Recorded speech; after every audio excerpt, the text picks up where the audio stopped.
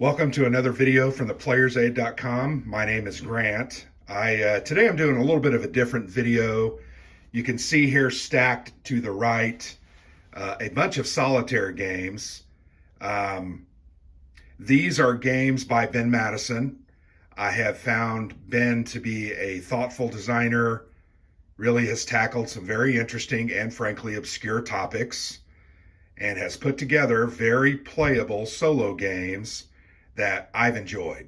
So each of these games listed here, you'll see on the top Mound Builders, which is a look at ancient North America, the Hopewell culture, the Adinas, I believe, from Victory Point Games. I think it was put out in 2014. The next game is Nubia, Egypt's Black Heirs. That's from White Dog Games. I think that came out in about 2018. It looks at the Nubian kingdom, south and east of Egypt along the Nile, and their struggle to remain Christian over the past 500-600 years. Very interesting game. Next, you have Gorbachev, the Fall of Communism. This is a game where you are acting as an advisor to Mikhail Gorbachev, and it's from the period of 1987 to 1991 or 92, and it's the fall of communism that you're trying to stave off. Very interesting game. I recently shot a video review and a playthrough, but it has not been posted yet. Next is Jeff Davis, the Confederacy at War. In this one, you are playing as Jeff Davis and the Confederacy, and you're trying to fight the attacking Union armies, controlling your economy, your armies, etc., and trying to deal with that. So, different perspective.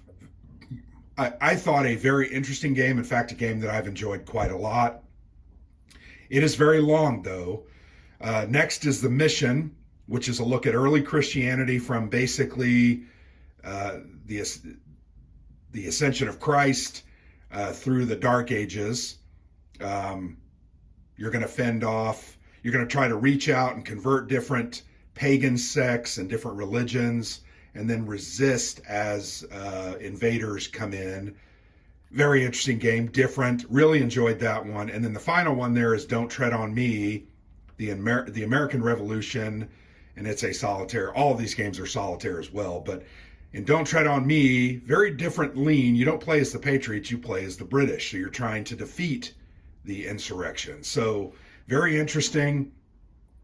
Most of these games follow what is called that States of Siege series model. The only one that does not do that is Don't Tread on Me at the very bottom. The rest of them follow that pattern of the States of Siege series. So really quickly, let's talk about what the States of Siege series is, for those that don't know. States of Siege series, and I'm going to use this map from Mound Builders to illustrate some of these points. And then I'm actually going to talk a little bit about each game and give their focus. Typically, the States of Siege series has a central point. Here you can see the central point is the ancient city of Cahokia, which is in Western Illinois. Then you'll see diverging paths that represent different peoples. The green path is the Ho-Chunk Indians. The gray is the Shawnee. The brown is the Caddo. The Natchez is this silver color. And then this darker brown is the Cherokee. All of those paths are going to be converging on a central point. Your goal is to defend that central point. Typically, it is from invaders of some kind, or not always invaders, but sometimes it represents ideological changes or different ways of thinking. So that's a hallmark of the series, a central path or a central point with 5 or 6 paths that descend on it. The next kind of hallmark of that series is the concept of these different peoples coming in, invading, or like I said, they are ideals. Sometimes, like in Gorbachev, they are more ideals or ideologies than people. So kind of a hallmark. There's different people that move down these tracks in an effort to sack you, destroy you, convert you, defeat you, etc. The third point, and it has to do typically with cards.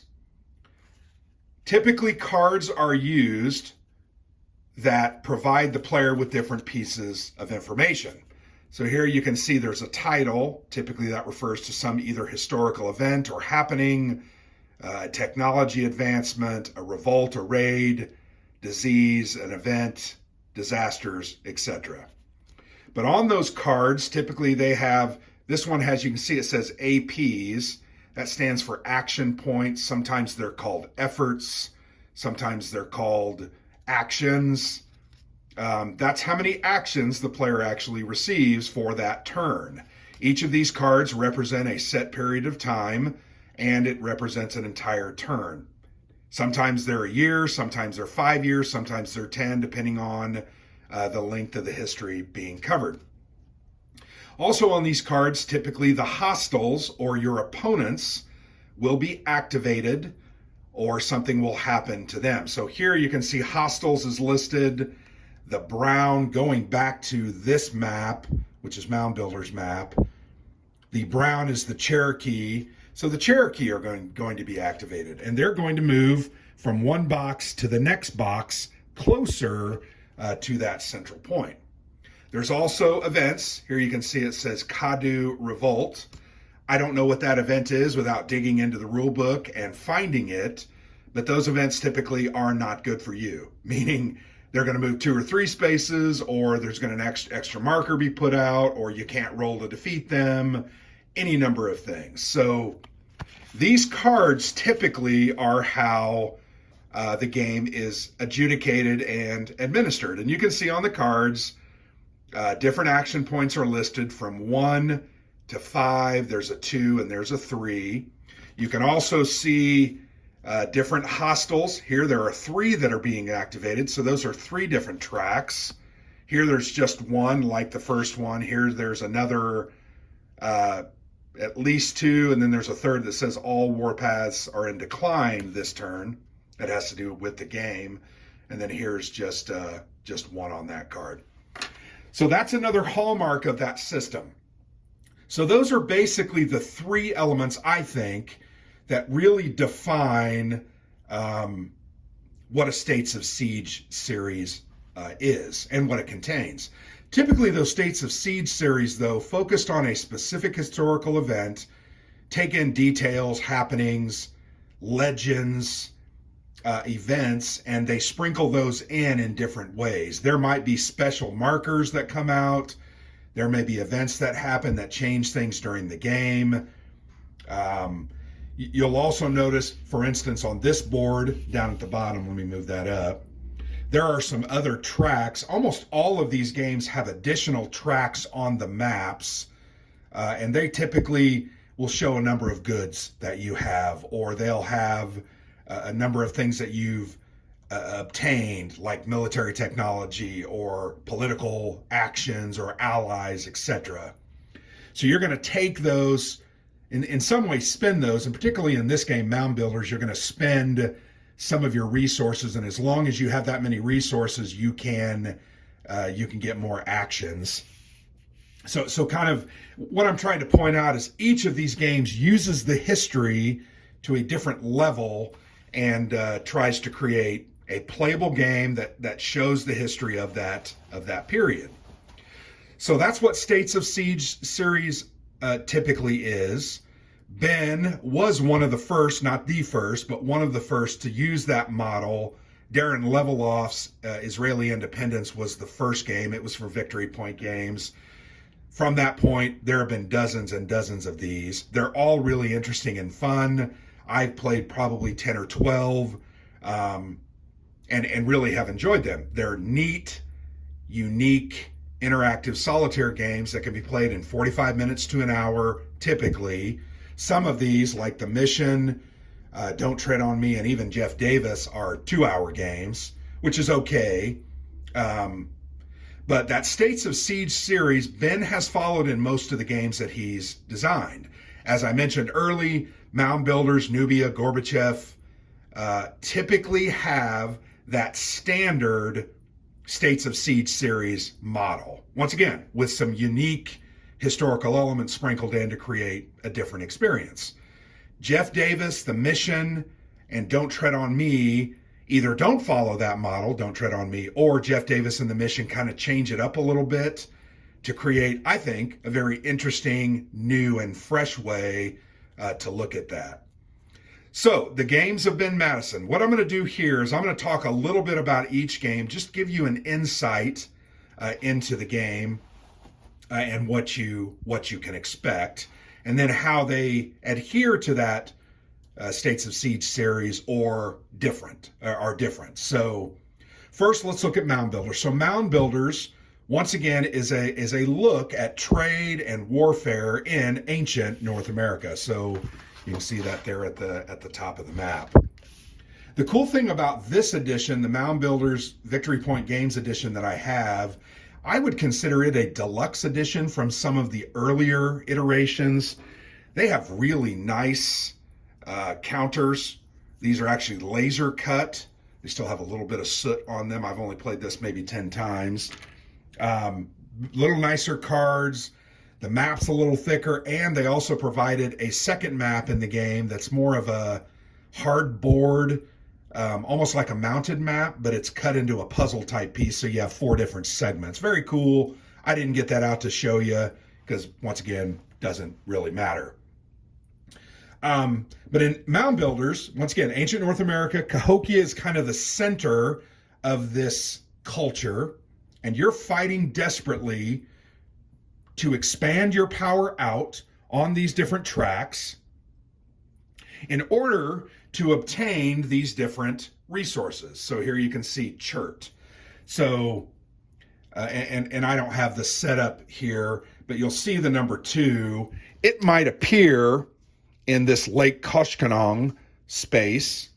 And if you can get up there and capture that, you're then going to develop a chert resource, and you're going to mark that here on your track at the bottom of the map, right here.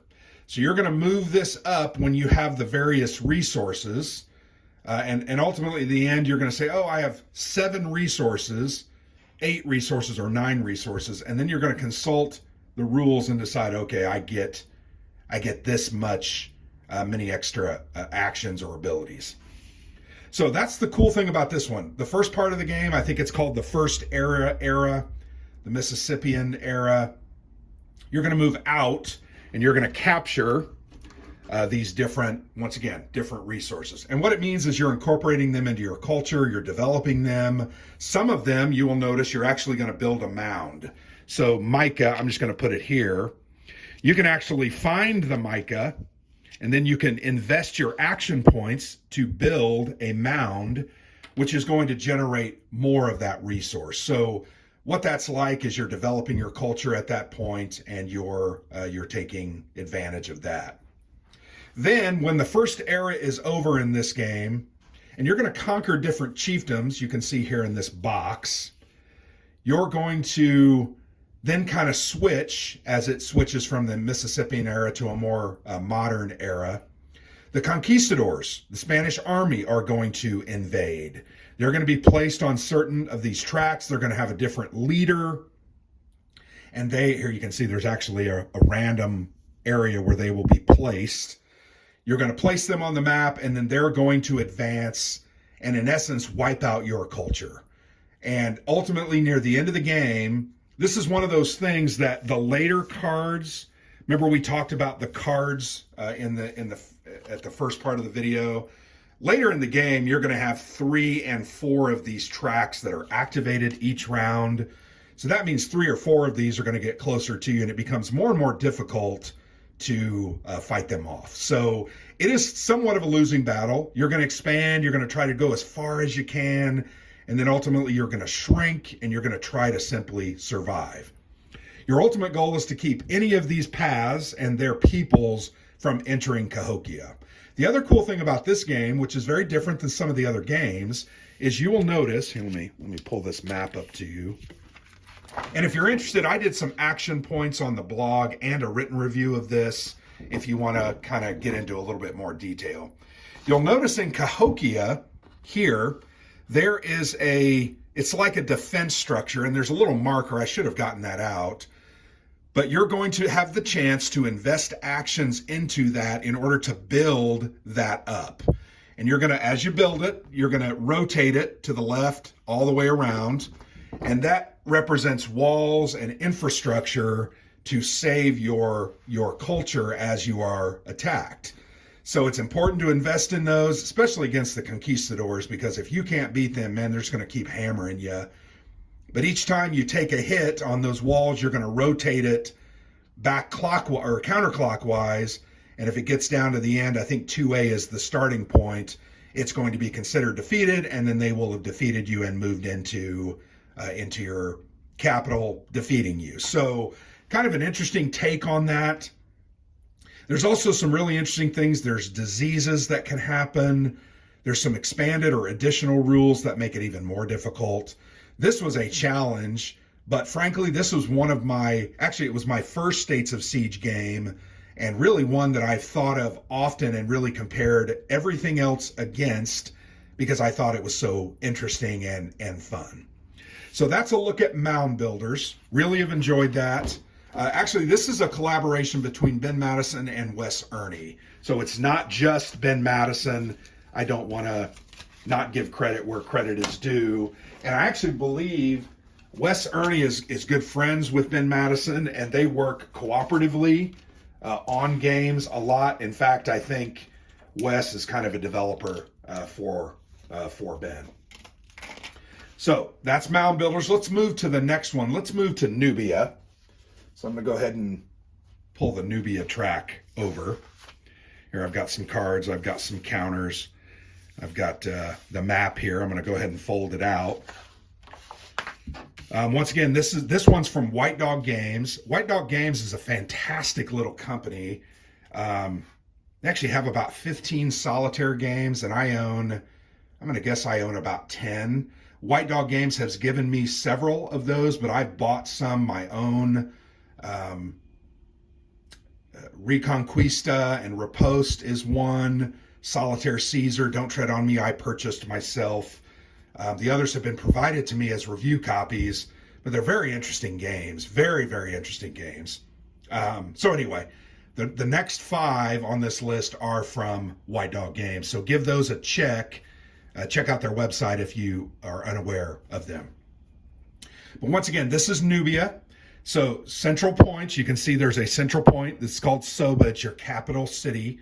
Then there are these different tracks.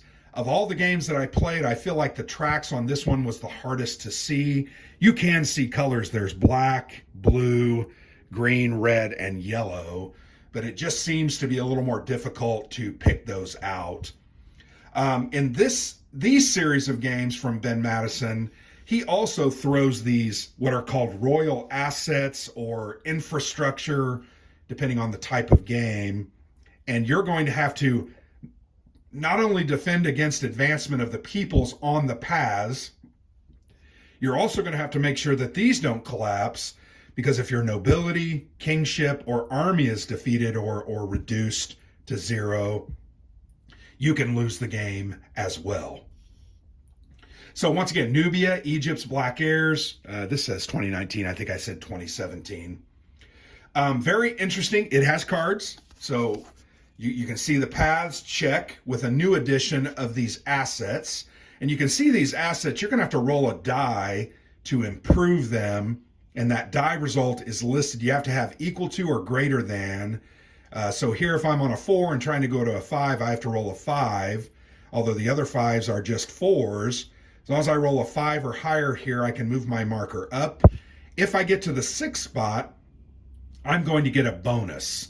You're going to get kind of a fortification that you can put out on the tracks. You're going to get a helper who can change your dice rolls.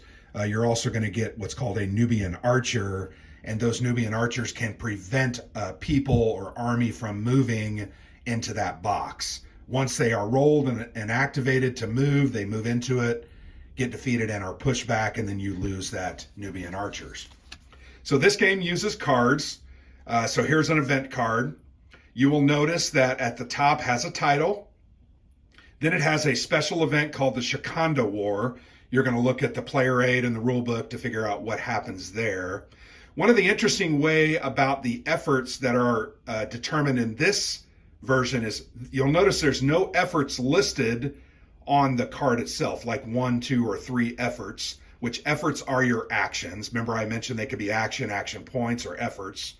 But they're listed here. They're not listed on the card. You'll notice there's a king symbol and the word Uru, which means king in Nubian. There's a special way that you're going to identify how many actions you have. So you're going to have a different selection of kings, and these kings are randomly drawn. They are placed into a draw cup. So here's a look at those chits. You'll notice there's a king name. Sorry, I've got some of these turned upside down. There's a name. There's some different markings on them. And then you'll notice in the upper right-hand corner, there's a red number, all the way from 0 up to 5. There's only one of those 5s. There are 3 or 4 zeros, a lot of 1s and 2s, and then only a couple of 3, 4s, and 5s. But what you're going to do is when it says Uru on that card, like I showed you, you're going to reach into a cup, draw this out. Let's say I drew the 5 guy. Thank you. That's an amazing, amazing draw. Cyric is his name, Syriac. You're going to place him in the current Uru box, and that's going to denote that you have 5 efforts this turn. So when the efforts come to be used, you'll notice they're the very second to the last step. You're going to be able to use those. Now, there's also an additional way to get additional actions called the Coptic Pope. This does not appear on every action card. It appears on maybe every other or every third card. There's also 4 of these, what are called Metropolitans.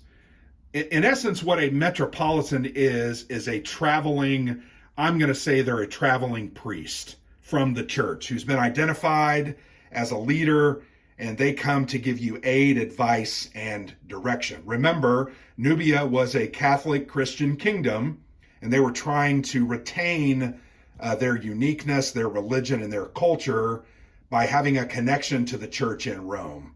Actually, the church was in Egypt, I believe. So anyway, these Coptic popes, you're also going to reach into a draw cup. Oh, I'm going to reach in. Oh, I drew out the 1 effort, John, and I'm going to place him in the Metropolitan box. So that means this turn, go back to the card, the efforts phase, I now actually have 6 efforts to go ahead and use to try and defeat, move my enemies back, improve my royal assets so I don't lose, and gain bonuses and do different things. So that one kind of breaks with the tradition of having it listed on the card itself.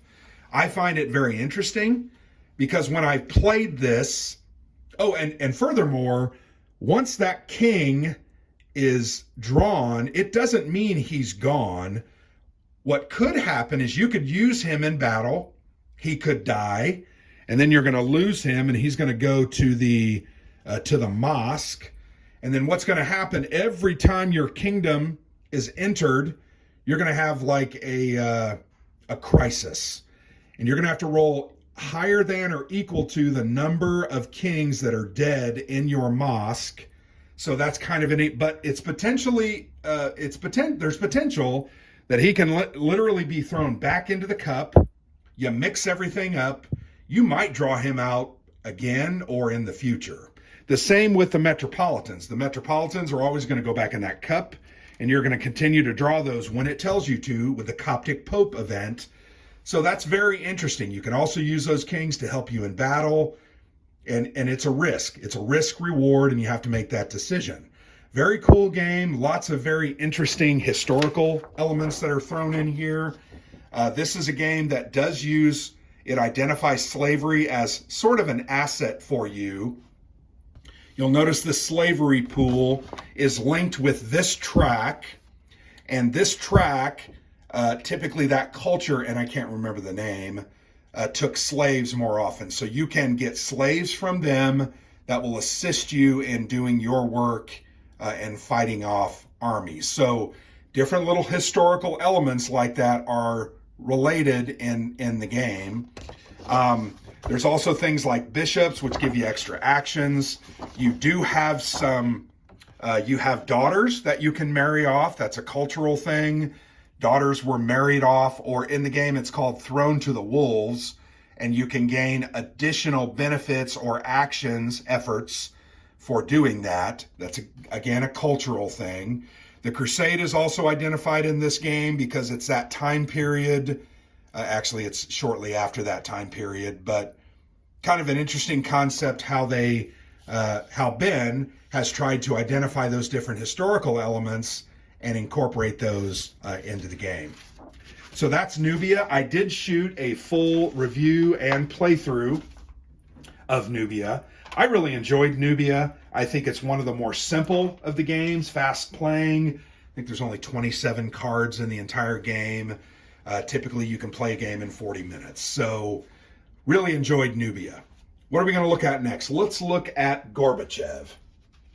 So Gorbachev follows that standard, and I know you're going to say, oh, I don't like the map. Well, this is 1980s, bright colors, neon green, yellows, blues. I think it's very period appropriate. But Gorbachev, the fall of communism. Remember, you are acting as an advisor to Mikhail Gorbachev. You're trying to keep him active and committed to this effort. You're also trying to keep support in the Politburo on your side. So you're going to have a bunch of politicians here who you need to keep happy. If they don't get what they want, they oppose you, and ultimately they're going to fight against you and help the people defeat you. And when there's a coup attempt, that you're going to have to roll, very similar to the kings in the mosque in Nubia, you're going to have to roll greater than or equal to in order to survive that coup. It gets harder and harder when you have 7, 8, 9 politicians who have gone against you. But you'll notice central point is Moscow. There's a coup. In this game, it's called a coup, not an overthrow or a revolt or what have you, or an invasion. There are different paths that represent different people. This is the Communist Party. This is the Russian Republic. This is, I think this one is the like the Baltics. This one is Ukraine, and then this one is Central Asia. But pretty standard map, 5 different paths converging in the middle.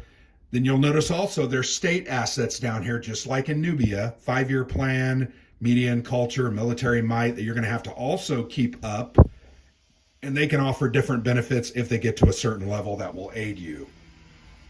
So that's a look at the map. Fairly states of siege.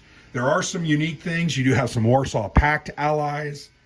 You will track the presidential election of the United States. You start with Reagan in power, and then in 88, Dukakis and H.W. Bush will run off, and depending on who wins on a die roll, there's going to be some effects. You also have to worry about the DDR and Eastern Europe, keeping them happy. If the Berlin Wall falls, you're going to have to do certain things. And then you also know that the quagmire of Afghanistan is in play. So pretty standard, but it does have some unique things. This game does use cards. Very similar. You'll see there's a title at the top. The watch symbol and the F on the left, that simply moves the season ahead. G with a 6-sider, that's the Gorbachev roll. So every turn, he starts in the support box. You're going to roll a D6. If you roll 5 or a 6, Gorbachev is going to go on vacation. He needs to go on a break. He's going to go into the Gorby Mania box. At that point, you get no benefit from him. He's gone. He doesn't help you. If on a die roll of 1 through 4, you roll 1 through 4, he's going to stay in support, and you're going to gain 2 efforts for him that you can use. So that does potentially determine at least some of your efforts. And then you'll notice here on the bottom of the card, it does list 1 effort plus the Gorbachev possibility of 2. You'll also notice there's some events here. This is Massacre. You're going to draw an event out of a cup, and you're going to do what it says. Typically it says move this track or this path up or down, etc. Then it identifies the different paths and assets that are going to move down. Russia, Central Asia, media and culture in this one. These are later game cards, and that's going to hurt. They're going to move down. Actually, these are early game cards. So you're having three things move against you at once, and then you can see the X is the end round phase. There's also some notes from time to time. You may use the one effort, which is here, to automatically retreat any one people marker or Uzbek Mafia marker. That's just a special thing in the game. So you can, rather than rolling, you can literally just say, I'm going to push them back. The other interesting thing is Gorbachev, any of the two, actually one of the two that he gives you if he's on your side, you can automatically push the Communist Party back. Kind of a, Gorbachev had more control over the Communist Party. So you can see this is a little bit of a modification of the card giving efforts along with a die roll that is tied to history. So very cool. I enjoyed Gorbachev a lot. I actually recently played this. The most recent one I played it, I want to say 5 or 6 times. I think I only won twice. So this one seems to be very, very challenging. But overall, a good game. I've enjoyed it. This is one of Ben's newer ones. I think this came out in 2020 or 2021. I think it was 2020. So anyway, that's Gorbachev, the fall of communism. So let's move that off the board. So we're about halfway done. Jeff Davis. I'm going to go ahead and pull. This was actually, aside from Mound Builders, I think this is my favorite one. There's many reasons for that. It's frankly a little difficult to play as the Confederacy. I think many of you will stay away from this game because you are playing as the Confederates. But I will say this one does tackle the economic side of the struggle. So there you can see slave quarters. That's actually a pool where you have slave markers that you can use to improve your economic assets or efforts to push the Yankees, the North, back. That's actually set up in Mississippi, which is interesting in and of itself. Or actually, is that? Yeah. Anyway, yeah, Mississippi. So back to the States of Siege series. You can see there's a central point. Where's the central point? Right here, Richmond. And then you've got 5 tracks that are converging on it. One of the tracks, kind of interesting, actually 2 of the tracks off to the left here in the Western or the Trans-Mississippi Theater represent Texas and Vicksburg. And if those areas are invaded, they move off the track and they're lost. So the other 4 tracks converge on Richmond. These do not, but there's different benefits if you can keep them in your Confederacy due to economy and other things to try and stay alive. The other interesting thing about this game is you will notice, where is it? There are no markers. There are different, here we go. With these assets down here, there's agriculture, manufacturing, and infrastructure. You're going to have different markers spread out through the map that represent each of those. So there's agriculture, there are plantations. So when the Union Army moves into a box where there is a plantation, you lose that asset and no longer can gain the benefit of that, and that begins to hurt you.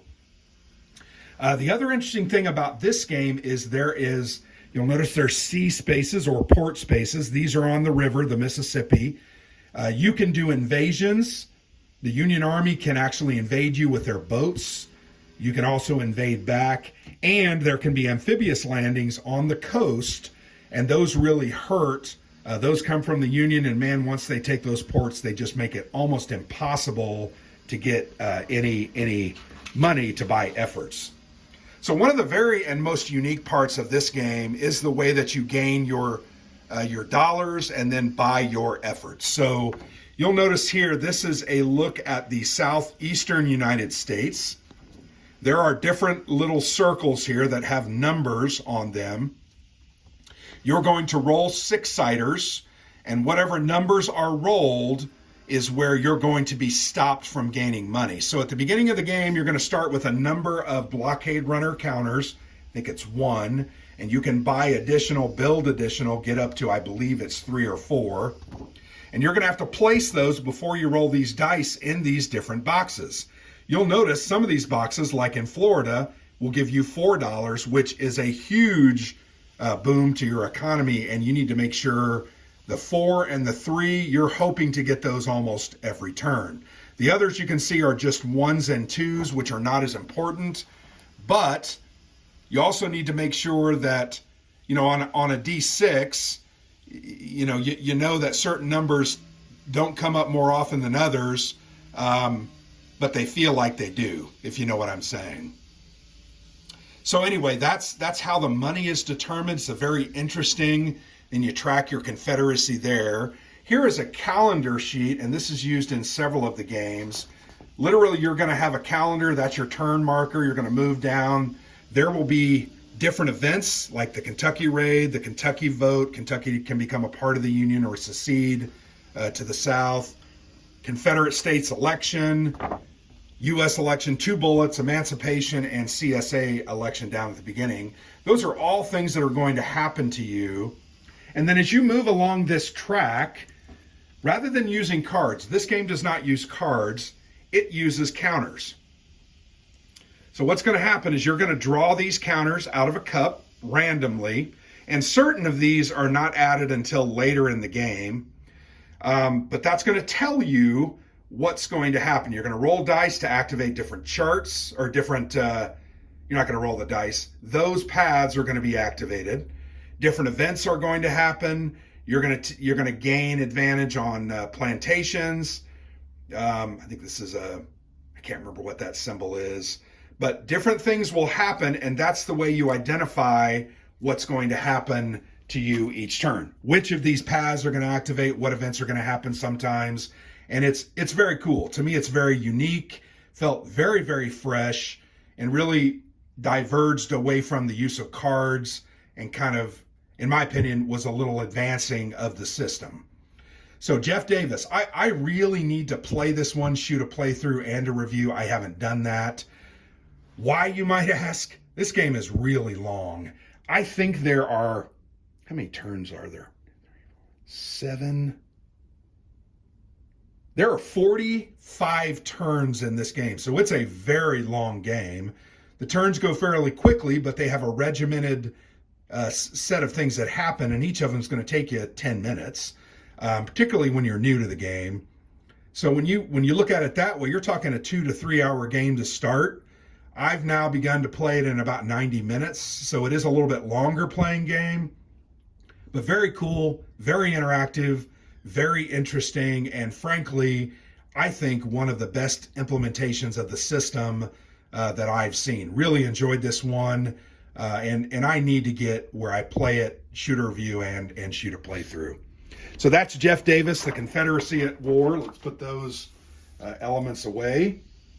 Let's move to the next one, which is The Mission. Also a unique game that takes the system in some different directions. Let me pull the map out. Very nice map. Probably, let me move those away. Probably the nicest map in the series, I think. It's not mounted, but it is very, very thick paper, very well done, and I think very artistic, very attractive. But you can see, once again, Jerusalem is your center point. You're going to start there. You're going to start there with the 12 apostles, Peter, Paul, James, and John, and they're going to move out, trying to convert these territories to Christianity. Ultimately, at a certain point, after, say, 50 or 60 years, I can't remember what the time constraint is on the different turns, those apostles are going to die. Their bones will be placed wherever they die, and you can ultimately, in the end, cash those in as relics to gain additional dollars to be able to do actions. Very interesting implementation. This game is very similar to Mound Builders in one respect. You're going to build out as far as you can and then defend the last couple of turns from the invaders. You've got invaders from the barbarians, the North and the West, Germany and England. You've also got Vandals from the West. And then on the East, you have jihad, Muslims coming in trying to take back Jerusalem. So that's similar to Mound Builders, a little different, where you build out and then you try to hold on. But a very good implementation. I really enjoyed this one. I have played this one 2 or 3 times.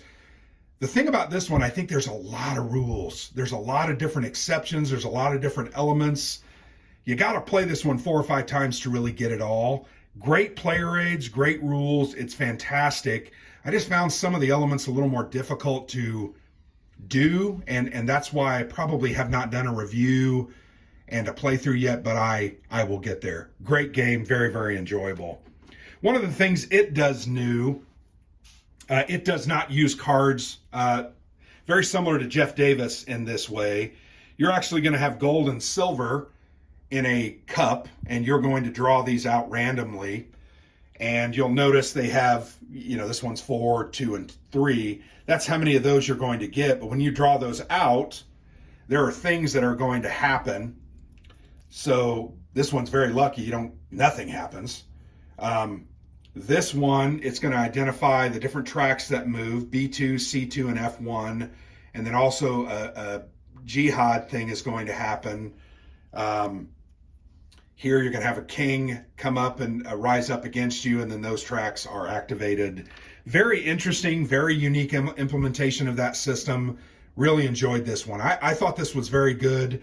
You also have assets and infrastructure that you can build, hospitals, barracks. You can build those and place those throughout the realm, and they give you different advantages in conversions, trying to fight apostasy, trying to fight the barbarians, healing your armies, different things. Very, very cool game. I need to give this one more time, but this is the mission. And really, I think this is the newest one that I have from Ben Madison, and I think it's a very fine game. I just need to get more comfortable with it before I do a little more content on it. The final game we're going to look at is Don't Tread on Me. This one has nothing to do with the States of Siege series, which is cool. It is based on the system used in Solitaire Vietnam, which was initially put together by Dave Kershaw. So Ben kind of used that similar system and created Don't Tread on Me. In this game, you play the role of the British fighting against the Patriots, trying to stop the revolution. It is a very interesting game, probably more of a war game than any of the others. It actually has combat. It has a CRT, which is fairly complex. It has a way of taking losses. You gain benefits from different terrain types. You also have different force counters. So here I'm going to show you a couple of those counters. Here's a Continental on the left, and you have a British Army unit on the right. So that's how those counters look. But you're going to gain counters, and you're going to put them in here, and then the system is going to spawn Continentals in different spots, and you have to march in and attack them. The very cool thing about this system and the way, and I actually took this this terrain type here, I'll show you up in the right-hand corner. There are 4 different types of terrain that are identified in the different spaces: town, wilderness, farm, and fort. So you can see on the units, so here, let me show you this unit. This is a British unit. The first number is a wilderness value, the second is a farm, and the third is a town or a fort. So when those units are in those different types of fortifications or terrains, they fight differently. Now what's going to happen is you're going to occasionally get militia.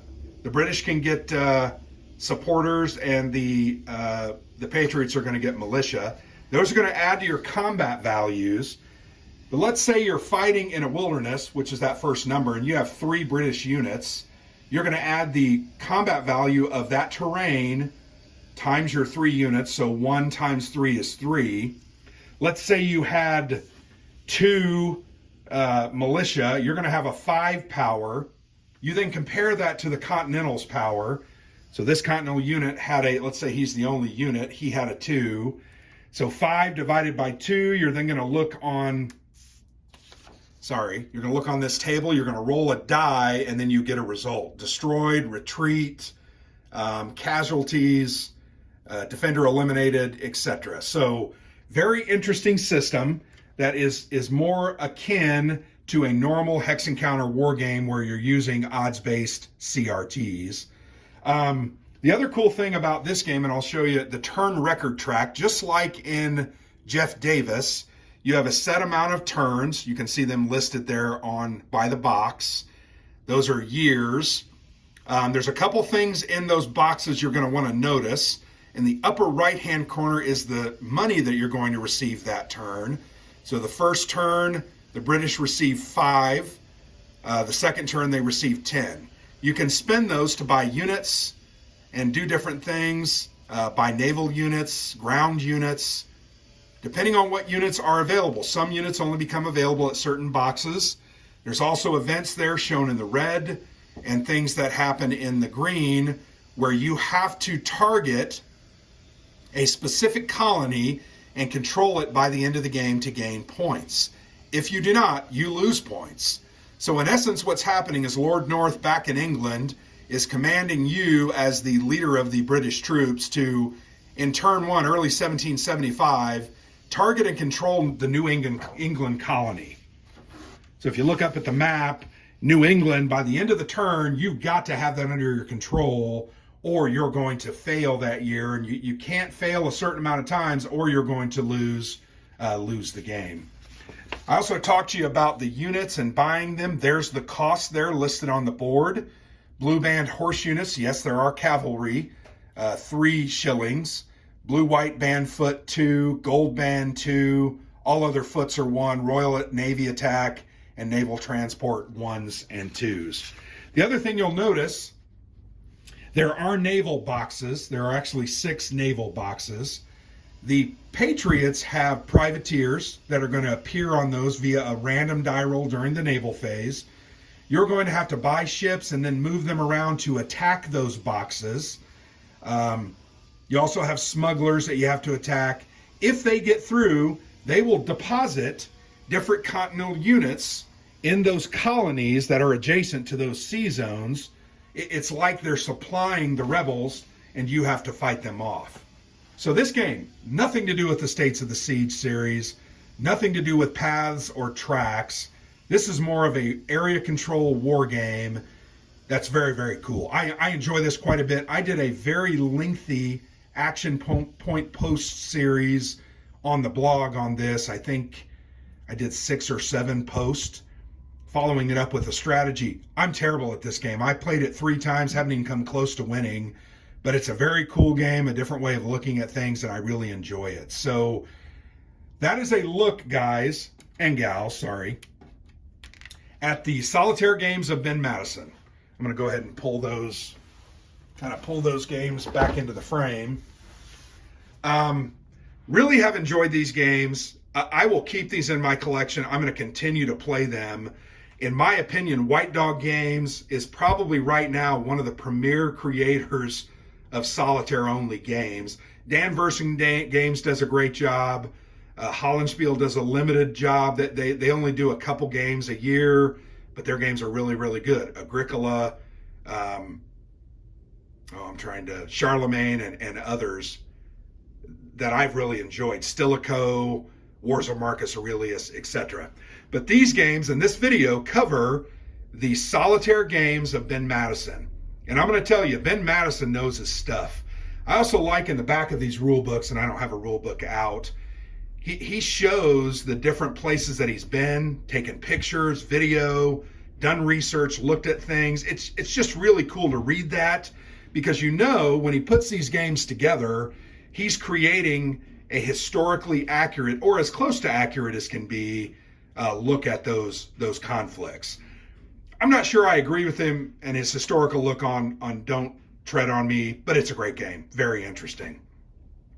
So, really enjoy these. I will identify there are at least 3 games that I have not played from Ben that are solo. The White Tribe, which deals with the Rhodesian Bush Wars in the 80s, I believe. That's from White Dog Games. Really want to get my hands on that one and play that one. Oh, now I'm drawing a blank. I know there's at least three. Oh, Mrs. Thatcher's War from White Dog Games. A look at um, that conflict in South America. Very interesting. I want to get that one very badly and play it. And then there's one more that I'm drawing a blank on. But I want to get those games because I want to play them. I also know he's working on several new ones. One that I saw was kind of a British Columbian Indian tribe game. I can't, like Into the Mist or Into the Smoke. Hopefully that one comes out soon. And then he's got at least one more that I'm aware of. He also has designed several two-player games. I've never played those. I have stuck to these solitaire games and really enjoyed them. So that's my look at the solitaire games of Ben Madison. Hope you enjoyed the video. Hope it gives you an exposure and a look at these types of games and piques your interest for a period that you're interested in.